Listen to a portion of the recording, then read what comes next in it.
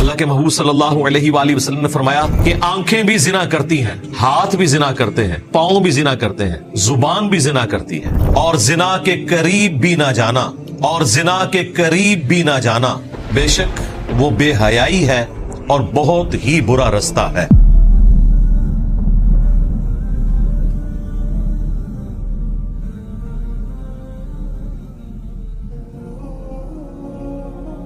آج ایک اور کریٹیکل کمانڈ آ رہی ہے، اعوذ باللہ من الشیطان الرجیم، بسم اللہ الرحمن الرحیم، ولا تقربوا الزنا، اور زنا کے قریب بھی نہ جانا، انہ کان فاحشۃ وساء سبیلا، بے شک وہ بے حیائی ہے اور بہت ہی برا رستہ ہے۔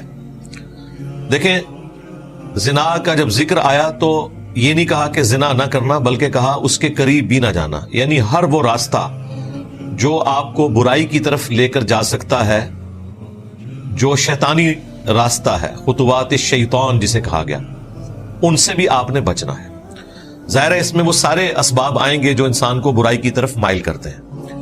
اسی لیے سورۃ النور میں اللہ تعالیٰ نے نبی صلی اللہ علیہ وآلہ وسلم کی مبارک زبان سے کہلوایا کہ اے نبی، مؤمن مردوں کو حکم دو کہ اپنی نگاہوں کو نیچا رکھیں، اور پھر اسی آیت میں آگے چل کر آیا کہ مؤمنہ عورتوں سے بھی فرماؤ کہ وہ بھی اپنی نگاہوں کو نیچا رکھیں، یعنی نگاہ کو نیچا رکھنا ہے، بد نگاہی سے بھی بچنا ہے۔ بدکاری تو بہت بڑی چیز ہے، لیکن اس تک پہنچنے کا راستہ بد نگاہی ہی ہے۔ اس ماڈرن دور میں جس طریقے سے بے حیائی کا فتنہ سامنے آیا ہے ویڈیوز کی شکل میں، یہ اتنی بڑی آزمائش ہے جو پہلے کبھی امت پہ نہیں آئی۔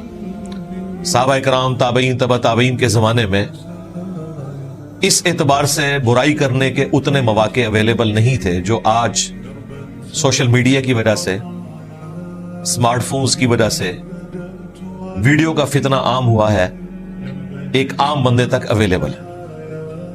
اس اعتبار سے یہ بہت بڑی آزمائش ہے،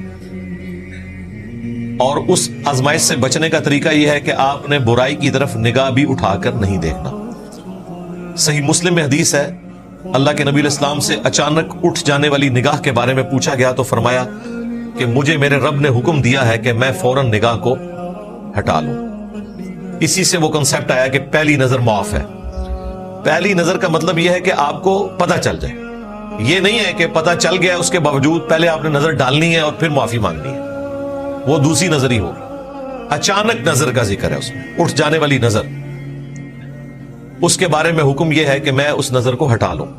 پھر صحیح مسلم میں ایک اور حدیث ہے، نبی علیہ السلام کے سامنے سے کچھ عورتیں گزر رہی تھی، اچانک آپ کی نگاہ پڑی، آپ اپنے گھر میں تشریف لے گئے، اپنی بیوی کے ساتھ ازدواجی تعلق قائم کیا، اور پھر صحابہ میں واپس آ کے فرمایا کہ اگر کسی کی نظر کسی نامحرم پر پڑے اور وہ اسے بھلی معلوم ہو تو اسے چاہیے اپنی بیوی کے پاس جائے، اس کے پاس بھی وہی چیز ہے جو اس عورت کے پاس، اور یوں اللہ تعالیٰ تمہارے دل سے اس عورت کا خیال نکال دے گا۔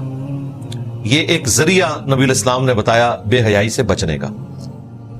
بخاری اور مسلم دونوں میں حدیث ہے کہ تم میں سے جس میں استطاعت ہے وہ نکاح کرے، بے شک نکاح کرنا نگاہوں کی حفاظت کا اور تمہاری شرمگاہ کی حفاظت کا ذریعہ ہے، اور جو نکاح کی استطاعت نہ رکھتا ہو اسے چاہیے کہ وہ روزے رکھے، اس کے ذریعے اپنی شہوت کو ٹھنڈا کرے۔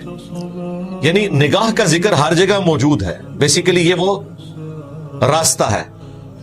یہاں پر بھی جو آیا زنا کے قریب بھی نہ جانا، تو ہر وہ راستہ آپ نے چھوڑنا ہے جو آپ کو برائی کی طرف لے جاتا ہے۔ بخاری مسلم دونوں میں حدیث ہے، اللہ کے محبوب صلی اللہ علیہ وآلہ وسلم نے فرمایا کہ آنکھیں بھی زنا کرتی ہیں، ہاتھ بھی زنا کرتے ہیں، پاؤں بھی زنا کرتے ہیں، زبان بھی زنا کرتی ہے، ایک ایک عضو کا ذکر کیا، اور پھر اینڈ پہ فرمایا شرمگاہ اس کی تصدیق کر دیتی ہے۔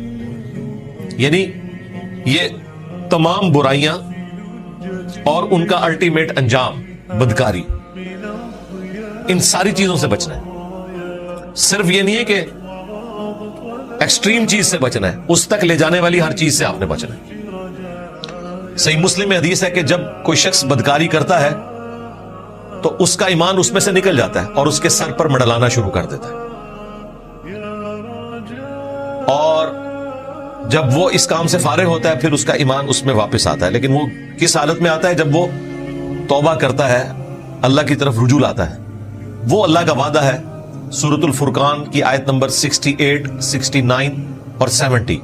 ان 3 آیات میں اللہ تعالیٰ نے 3 سب سے بڑے گناہ گنوائے. نمبر 1 شرک, نمبر 2 قتل ناحق. شرک حقوق اللہ میں سب سے بڑا گناہ, قتل ناحق حقوق العباد میں سب سے بڑا گناہ, اور تیسرے نمبر پہ بدکاری کا ذکر کیا اور کہا کہ جو ان 3 گناہوں سے بھی توبہ کر لے, نہ صرف ہم اسے معاف کر دیں گے بلکہ اس کے گناہوں کو بھی نیکیوں سے بدل دیں گے. اللہ اکبر کبیرا والحمد للہ کثیرا وسبحان اللہ بکرۃ واصیلا. لیکن ہر گناہ سے توبہ کا طریقہ الگ ہے. قتل ناحق کی توبہ صرف توبہ کرنے سے نہیں ہوگی, بلکہ جو اللہ کا حق ہے سورۃ النساء میں آیا وہ آپ نے دینا ہے. ایک غلام آزاد کرنا ہے یا 60 مسلسل روزے رکھنے ہیں, اور بلڈ منی بھی دینا ہے ورثاء کو. اور اگر وہ قتل جان بوجھ کے کیا ہے تو پھر قصاص والا معاملہ بھی ہے. اسی طریقے سے چوری کی سزا ہے, وہ سزا کاٹنے کے بعد ہی وہ گناہ معاف ہوگا. اسی طریقے سے بدکاری والا کیس بھی ہے کہ اگر بدکاری پبلکلی رپورٹ ہو جائے گی تو پھر صرف توبہ کافی نہیں ہے. اگر وہ غیر شادی شدہ ہے تو 100 کوڑے لگائے جائیں گے, ادروائز شادی شدہ کے لیے سنسار کی سزا ہے. ہاں اگر یہ پبلکلی چیز رپورٹ نہ ہو, چھپ چھپا کے ہو, تو پھر توبہ کر لینا کافی ہے.